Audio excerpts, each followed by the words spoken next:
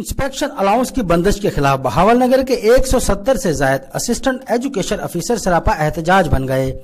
تمام اے ای او نے احتجاج کرتے ہوئے حکام بالا سے نوٹس کا مطالبہ کر دیا۔ سی ای او آفس کی جانب سے الاؤنس کی بندش کو معاشی قتل قرار دیتے ہوئے اسسٹنٹ ایجوکیشن افیسر نے کام چھوڑ احتجاج کا راستہ اپنا لیا۔ ہمیں انسپیکشن الاؤنس 10 ماہ سے نہیں ملا، اس کے باوجود ہم نے اپنی ڈیوٹی میں کسی قسم کی کوئی کوتاہی نہیں برتی۔ خاص طور پر ہماری بہنوں کے لیے جتنے مسائل ہیں وہ ہم سب لوگوں کے سامنے ہیں کہ وہ کس طرح وزٹ پہ جاتی ہیں۔ یہ اتنا ظلم ہو رہا ہے، ہمارا معاشی استحصال کیا جا رہا ہے۔ ہم اس انسپیکشن الاؤنس کے جو ہمارے سرٹیفکیٹ رکے ہوئے ہیں اس میں ہم بلیک میل ہونے والے۔ اس حوالے سے ایجوکیشن کمپلیکس کے باہر احتجاجی مظاہرہ کیا گیا۔ مظاہرین نے ہاتھوں میں پلے کارڈز اور بینر اٹھا رکھے تھے جن پر ان کے مطالبات درج تھے۔